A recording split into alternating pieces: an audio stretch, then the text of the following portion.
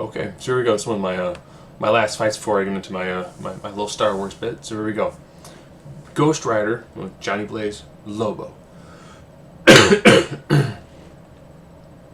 Ghost Rider, of course, is, well, depending on writer, he's normally depicted as one of the spirits of vengeance. Normally he is again, writer dependent.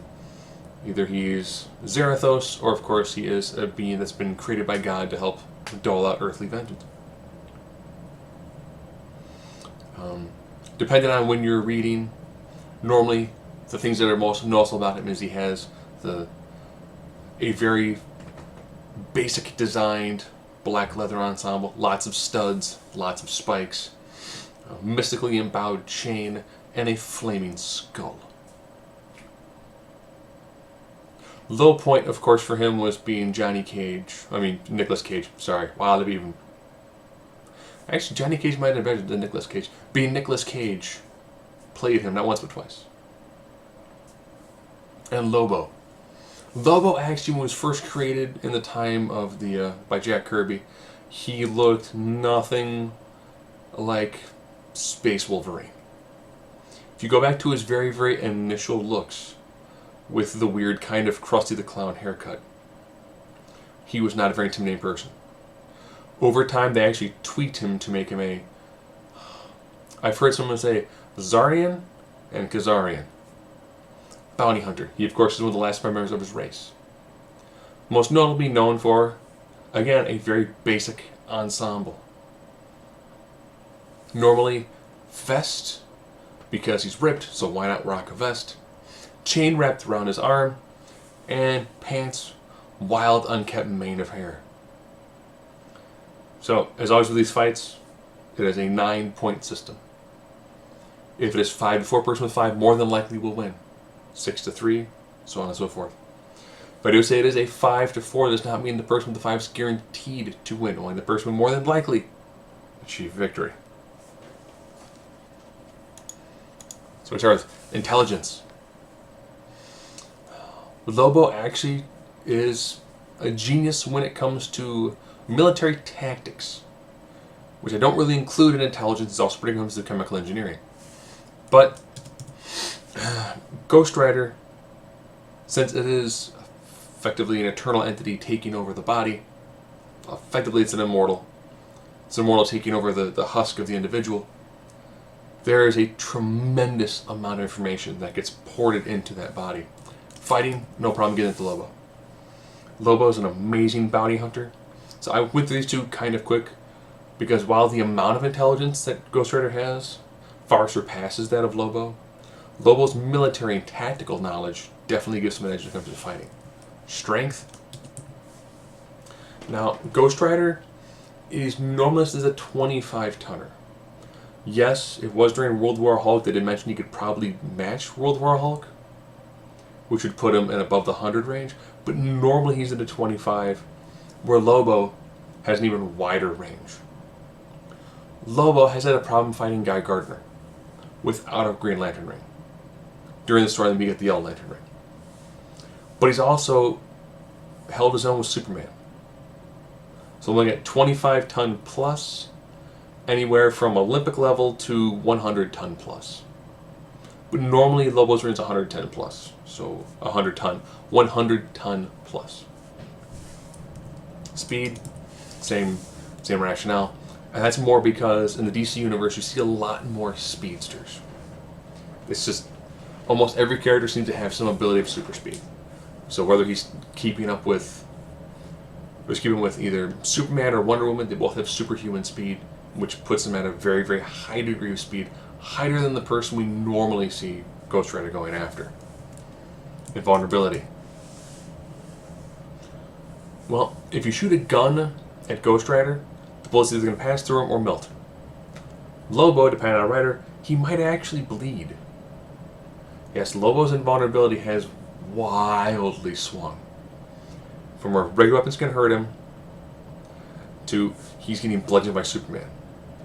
With Ghost Rider, you don't have that much of swing comes in vulnerability. He's normally shown to have a really high resiliency to any form of damage. unless you're rocking a holy weapon, at which point you can't actually damage him. Durability. This one, this is a tougher one. Probably because Lobo has the ability to clone himself. One drop of his blood can make a full clone. He has ridiculously high resiliency. I mean, there's high regenerative capabilities. Probably because, as they started to adjust as his vulnerability dropped, they decided to give him a high level of durability. Again, more like Wolverine, just to a ridiculously high degree.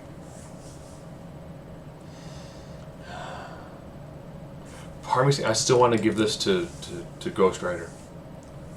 Because these two guys, as the fight begins to wear on, Lobo will take damage. Lobo will have to actually use more of his healing factor. It's not going to be much an issue with Ghost Rider. Again, you're looking at effectively an immortal being. So he's not going to get tired. He's going to fight until vengeance has been served. EP. I know Lobo has a lot of weapons that he can bring with him, but I'm looking at the Penance Stare. And go for versatility. I'll also give it to Johnny Blaze Ghost Rider. Lobo will have a lot of weapons with him.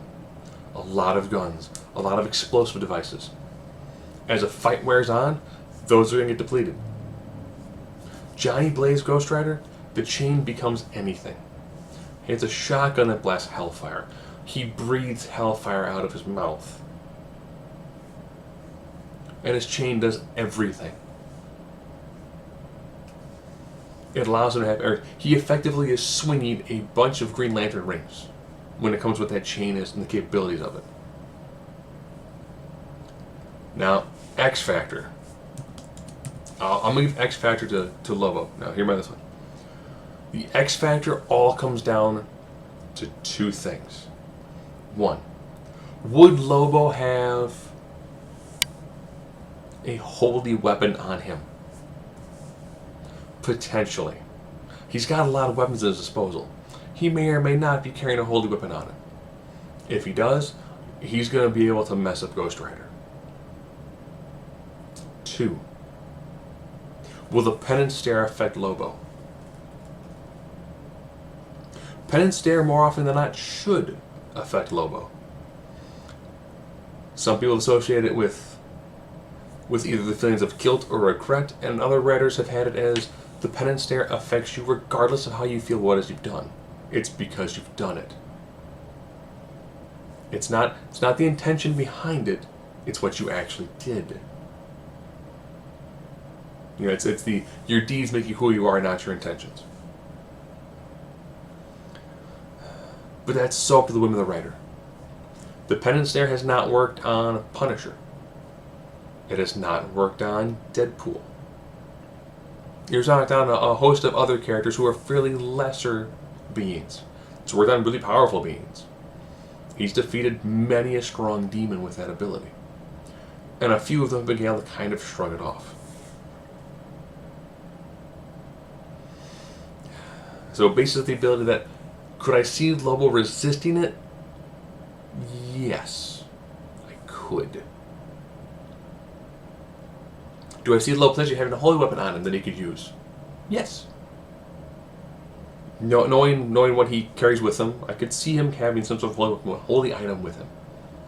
He might not know what it is. It might be some sort of ancient race that worshipped a knuckle duster. He might actually have a blessed knuckle duster. It would not surprise me. But I do think it ends up being 5-4. I think Ghost Rider takes him more often than not. And a lot of it comes down to is if you fully believe the Penance Stare will work on Lobo, it's 6-3. If you don't think the Penance Stare is going to work, it's 5-4.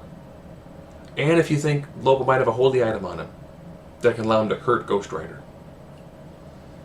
yeah, I'm leaning more towards it might not be fully effective on Lobo. It might not be. And I could see him having a holy item. A holy weapon of some sort.